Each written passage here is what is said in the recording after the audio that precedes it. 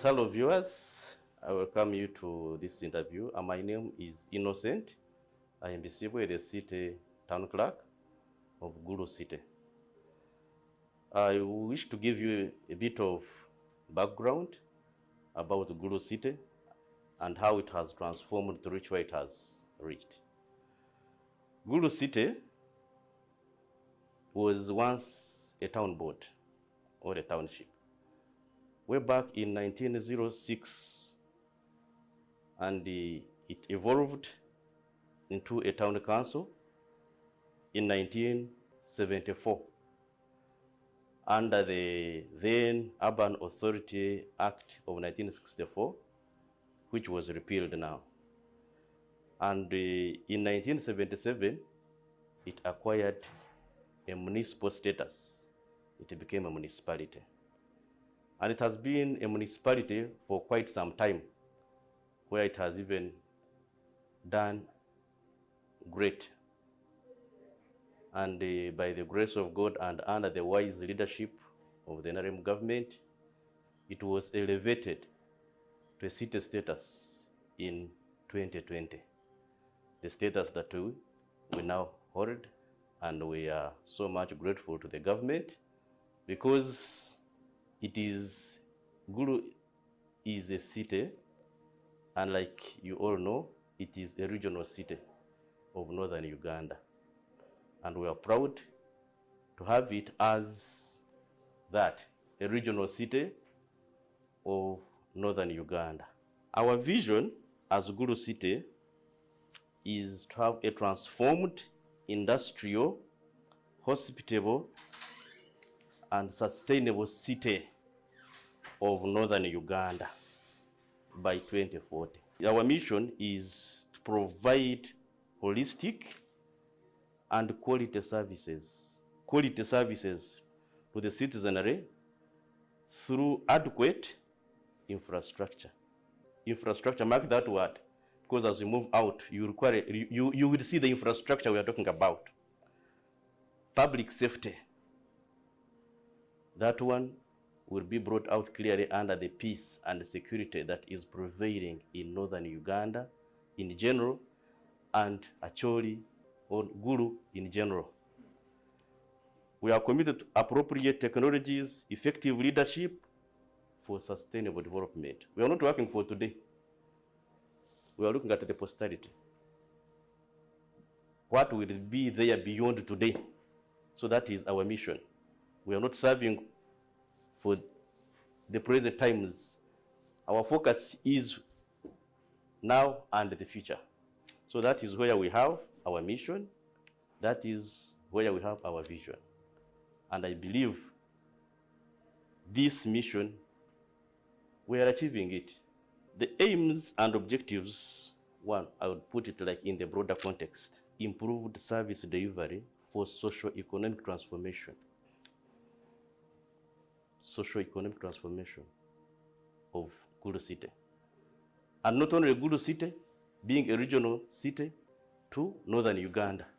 People's livelihoods, are we getting our people out of poverty? Can people have something to eat and put on the market so that they earn some income? When they have income, they can take care of their health care needs. They can look after their families, educate their children. Well, we know we have free UPE, universal primary education, but at least can this child get a book? Can a parent afford to buy a book and a pen? Can a parent afford to buy the basics for this child? When we have those ones, the socio-economic transformation attained, we greatly believe that we shall address issues of domestic violence. You know, sometimes these fights arise out of poverty in the homes. As we move out, you look at our market. Courtesy of the government of Uganda under the wise leadership of His Excellency the President, Gulu City has one of the biggest markets in Uganda. That is a market that was purely built under the support of the central government. we have it as a Matip market. But the products that are there, are, most of them, more than 90%, I would say they are agricultural products. So if you are not tilling the land, where would these crops, where these products come from to get to the market? So we are committed to socio-economic transformation, which we believe would sustain the peace in homes, the stability, and we should have the workforce. Gulu is a different town. We have enough peace. The peace that is here can support every economic activity. Can support every economic activity. People are busy trading in their shops. People are busy in all their economic activities, to the extent that we have a vibrant night economy. Gulu is not a sleeping town. Can you have a vibrant night economy if there's no peace? If there's no security? We have a fully functioning security committee headed by the RCC. And in that committee, we have all the security forces as members. I'm equally a member. It's not that I'm telling a story that somebody has told me. The type of cases that we get, these are petty, which can happen even in New York. Somebody grabbing a phone, but that one is not a threat to an investor. So Gulu is peaceful, Gulu is secure, Gulu is supportive to any kind of investment. We actually say, for now, Gulu is an investment destination. All the areas are virgin. In the education sector, you come. Of recent, we have received one of the good schools. Is it Kakunguru? Gombe Memorial Primary School. They have come and they were received. I wish you came during the term to go there and see. You may think this school has been here for years.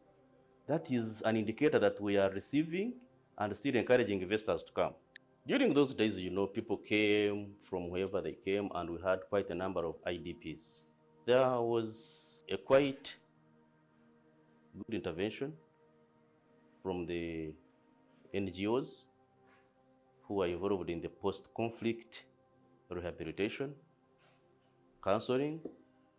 The government was at the forefront to have these people settled in.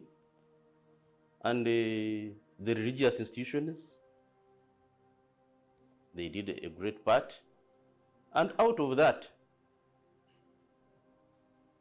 the atmosphere of having no gunshot equally brought back the confidence. You sleep here on any day of your choice, you won't hear any gunshot. And these are some of the things that would be scaring people. We have the 4th Division, barracks here, doing a good job. Police, doing a good job. Gulu City will host the regional police. So the regional police here coordinates the entire region. What I'm talking of, the Acholi sub-region. So the security is okay. Patrols are there. We are working together. If you met me with the police commanders here, they are colleagues. We share information. We have a high crime intelligence network. Anybody trying to destabilize society will be just pulled out. So we don't wait. We have some few elements that try to destabilize our street lights here. But the way people report, if you go to prison here, we have them. Those ones who attempted to destabilize, they came in the middle of the night, but we pulled them. So you don't destabilize, you don't play around with the peace and security in this. It is everybody's concern, because people know what they went through and nobody would wish to go back. So when we talk of stability, security, you will see it. In the night, people are walking. People are walking in the night. Hotels are vibrant. You don't go there and feel like people are in IDPs. No, it is total enjoyment. You cannot say that life in Kampala now is more vibrant than here or any other city. We are proud of our town. Gulu City service delivery is our brand. We are very much committed to service delivery. And out of this, I want to appreciate the central government under the wise leadership of His Excellency the President and the NRM government. They have given us the support that we deserve. They have done the lobbying for us. Out of that, we have received funding from the World Bank.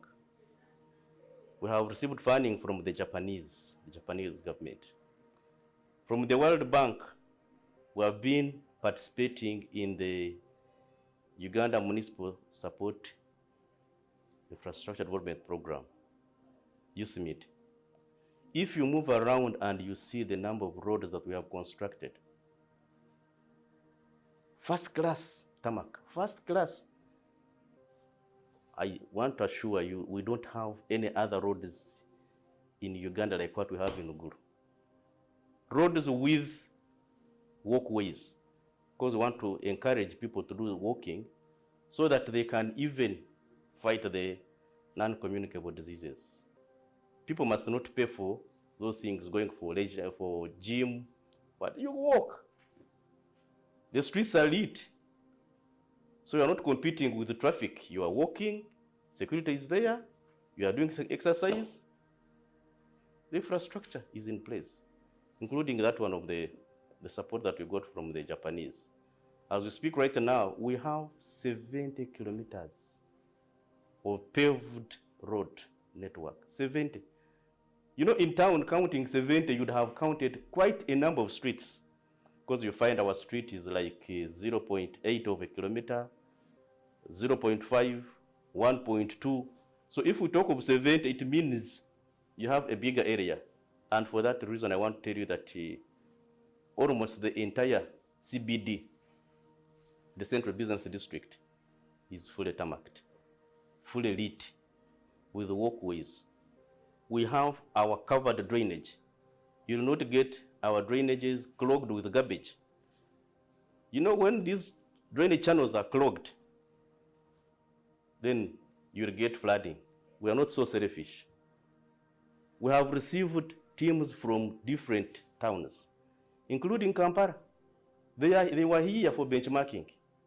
And we told them our story. They came, we sat with them in our boardroom. A whole team, I think it was about 70 people from Kampala City Council. We told them how we are doing things. And they went, they drove around. The solution to this is a covered drainage. Covered drainage. The moment you have open drains, our people are not yet sensitive enough. When it rains, they feel like they should offload their garbage into the drainage channels. The drainage channels, sometimes you see there is even like debris. So it becomes like a block, a force. It blocks the water. Then the water floods. As it floods, it starts sweeping people's homes. But all the 70 kilometers I'm talking about, we have got covered drain. You move around, you just see covered drain. Beyond that, I want to appreciate the people of Gulu City. They love their town. Littering is not part of them. You move around, you sweep a street in the morning, by evening it is still clean. But this business of somebody is eating a ripe banana, throwing the peel, another one is eating a sugar cane, throwing there, another one is has eaten food and the balance is thrown, to meet my concern. No. Here, I wouldn't say that we have attained this out of enforcement, but it is out of sensitization, collaboration.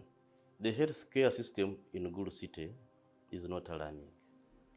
We have Gulu Regional Referral Hospital. You know what it is with the referral hospital? It is receiving cases that have really become a bit complicated. We have a not-for-profit hospital, Lacho Hospital. I think it is rated as one of the best in the country. Lacho is in the likes of Monsambia. It is doing a good job. We have other health facilities within the city. Health Center 2, Health Center 3. They are fully functioning. They have health workers. They have drugs. But you know, sometimes a human being remains a human being. Where those people are going, and it becomes terrible if they come and they are chased away. But their cases shouldn't be coming to the referral hospital, because we have just in every corner a fully functioning health center 2, health center 3. So if they were coming, those ailments would be managed. We have challenges like, I don't know if I brought it out clearly, but we have a bigger area. Gulu City for now covers a land area of 225 square kilometers. So 225 square kilometers for the city compared to the 55.5 square kilometers when it was a municipality. It means that we have a lot to cover. This one is almost like times 4 or 5. We annexed some areas from the neighboring district to make it a city. So those areas are crying for services. When they see roads in the town here, they feel like they have not yet gotten. And we believe those are the virgin areas where we would have guided development. So we would wish to have additional funding to at least open those roads so that we do not have slums or congested places. For those who have been in Kampala, you know the type of roads outside Kampala. The roads that were planned in those days, Nakasero, Naguru, Kororo, those big roads. So if we wait here, the pressure will force us to have that challenge of squeeze it. So planning and implementing, because you plan, you have a block plan, but the detailed planning, which is very expensive. So we want to go into detailed planning and we implement that one.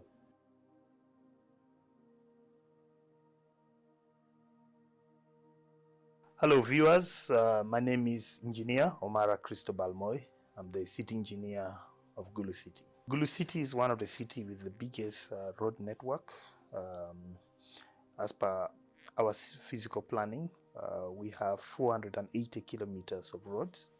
However, about a half of it is open and functional and is currently under our care. My office as a city engineer, I'm responsible for planning, design, maintenance, and implementation of all infrastructure of the city, that is roads, buildings, and any other critical infrastructure that the city needs to operate and function. In Gulu City, we have had several visits from other entities to benchmark with us, because we recognize right from the onset that this infrastructure that we have lost or we have not had in a long time are very important, and they need to be done with precision. So right from the onset, we had that mentality that we are going to do this thing to the best of our ability and with precision. And if you notice, unlike other entities, we prioritize the road infrastructure, connectivity, and the road network, because we recognize that there's a big link between infrastructure, especially road connectivity, with economic development, which is the vision of this country, that we need to transform our community to be productive and to move away from the peasant economy to a productive economy. So you need the road infrastructure to link markets and to stir economic development. Engineers, we play a very critical role in infrastructure construction, but what we should first appreciate is the vision of the leadership of the city. You know, when the city has good leadership and the country has good leadership, it translates into work on the ground. As engineers, we have the expertise and we always choose the best. Right from the contractors, we choose the best contractors, we choose the best consultants to work with, and we assemble the best team. team of environmentalists, social scientists to help us with the community, and the role of the leadership like the City Development Forum, the Mayor's Office, the RCC's office, and the security organs in the city. So it's been a collective effort. Much as engineering may take the credit, but really it's a collective effort of all players in the infrastructure development of the city. It starts with identifying the projects that are impactful.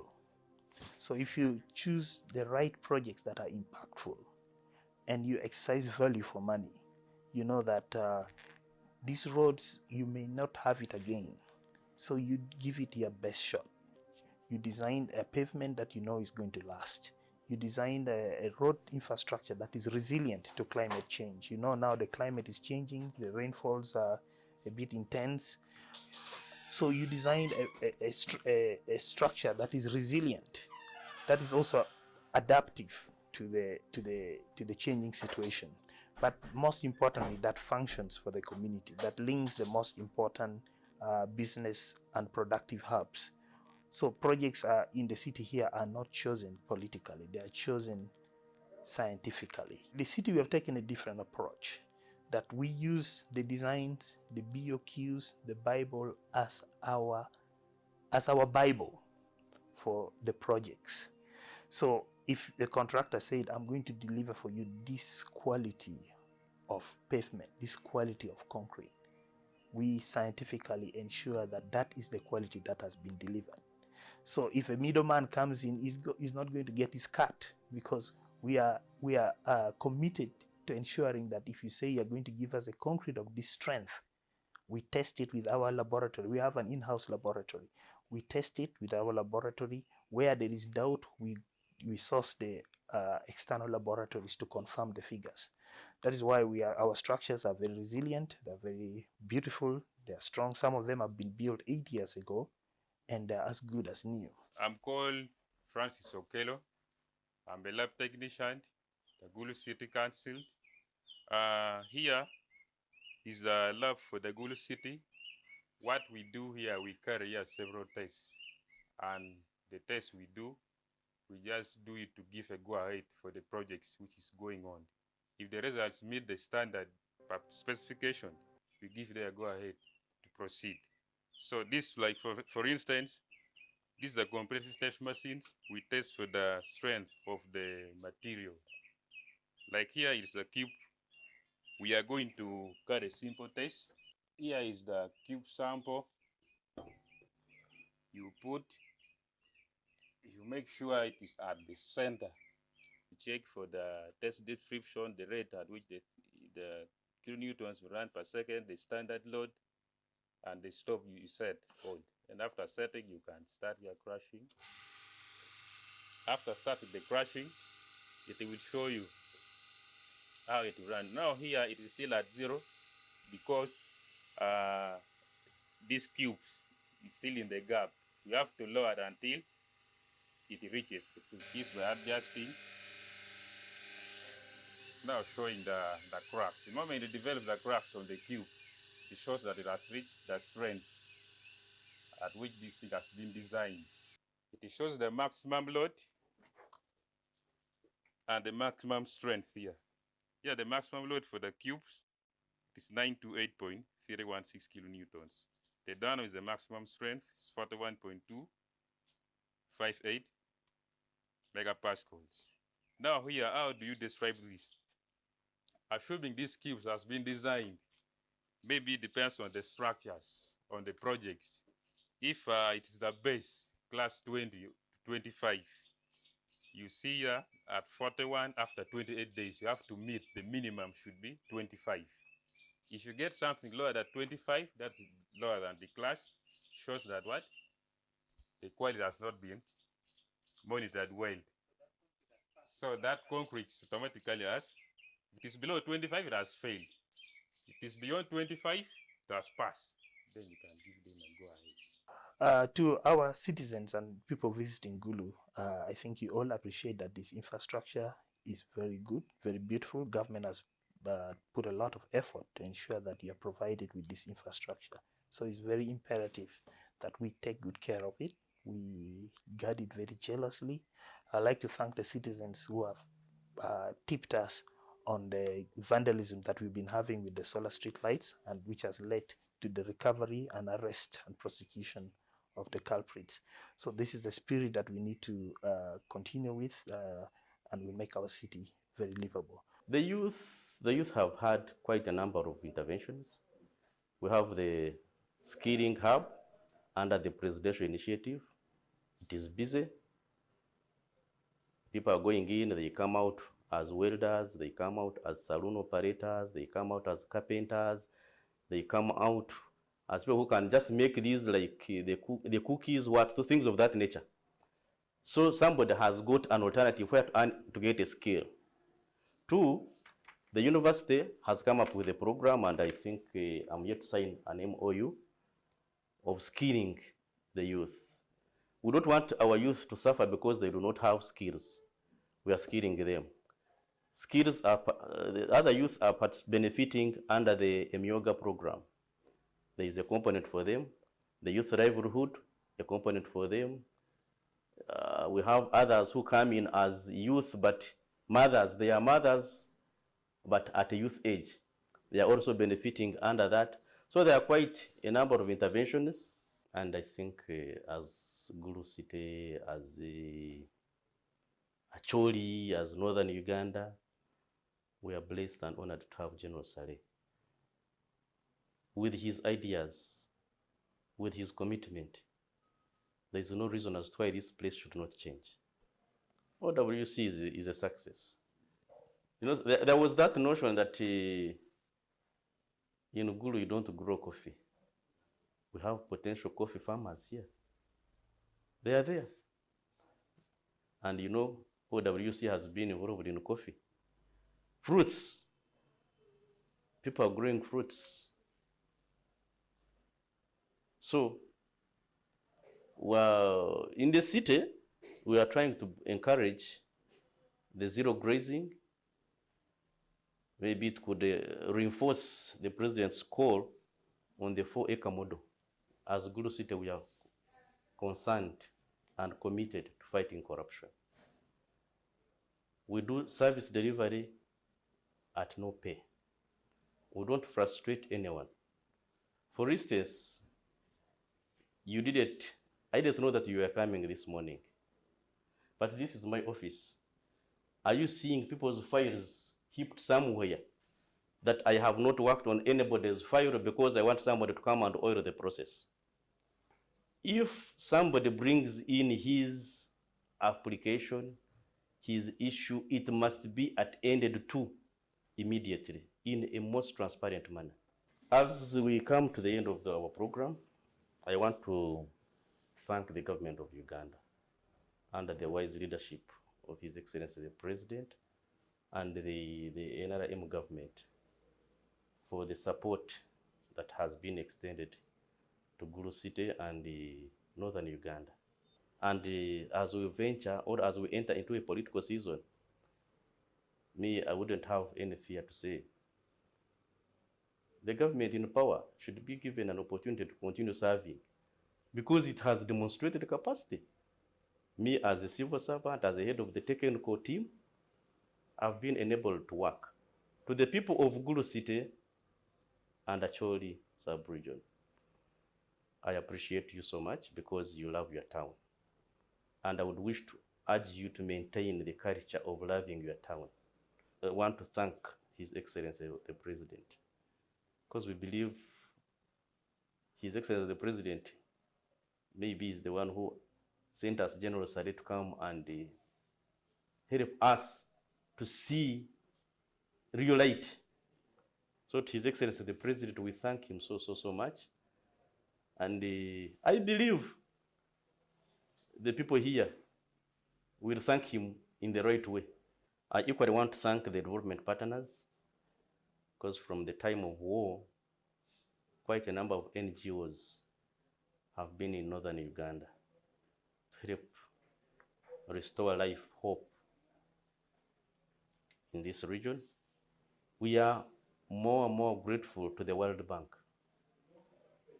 Without the World Bank, Gulu wouldn't be what it is. Out of the 70 kilometers I talked about, we have been able to get like 65 kilometers under the support of the World Bank.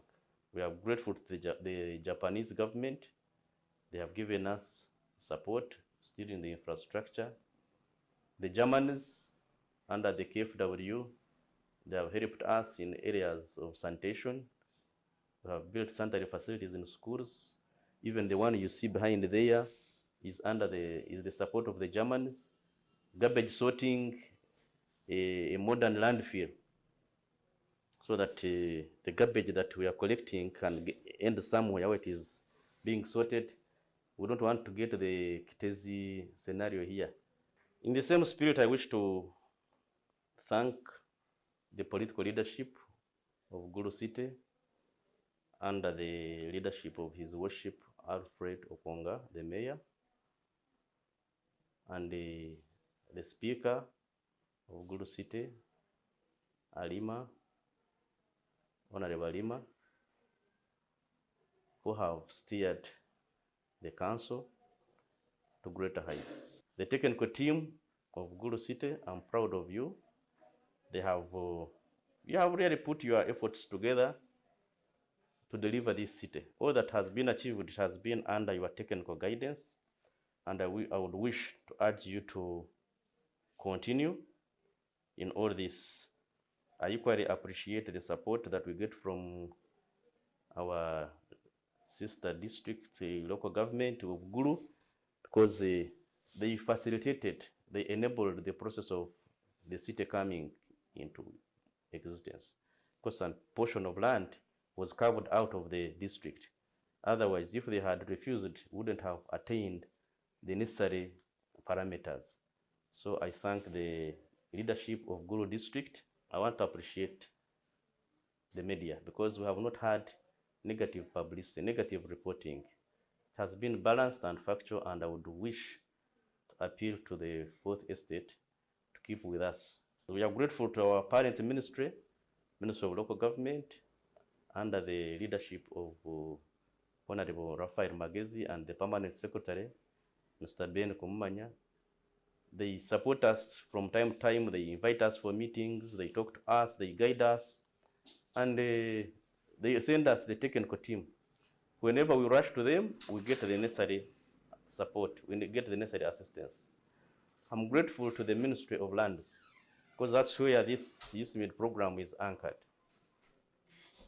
Ministry of Lands have been there for us, especially the program support team under Dr. Mutenyo and his team. All the town clerks that have been here before me, I thank you for the contribution that you have made, and I'm building on what you started. And I also want to assure you that I shall not let you down. Last but not least, I wish to appreciate my family, because it is a sacrifice. My family is not here. The family is in Kampala. Most of the time they do without me.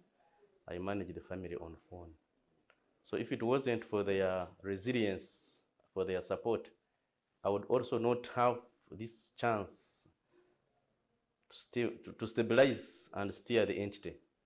So I'm grateful to my dear wife and children. And I know, they know that I'm here on a patriotic call. I'm serving my country. My telephone number is 0772 470 586. That one never goes off, and it is even on WhatsApp. I appreciate you. Whoever has any idea, share with me for the good of the city. You can either call or you can send a WhatsApp. Together, we shall develop Gulu City for God and my country.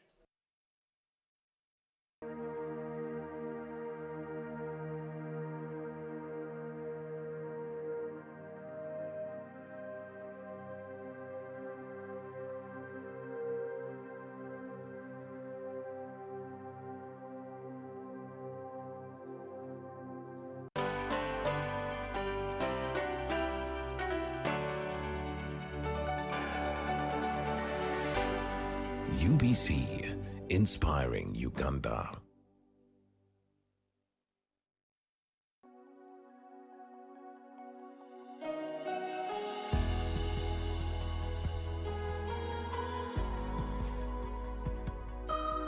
Welcome again to our episode as we continue the series on I Am a Soldier. These teachings are coming from this book, which is a product of very many over 30 years of research. It's about deliverance and spiritual warfare, understanding the enemy of the church, and equipping the saints for spiritual warfare. This book can be found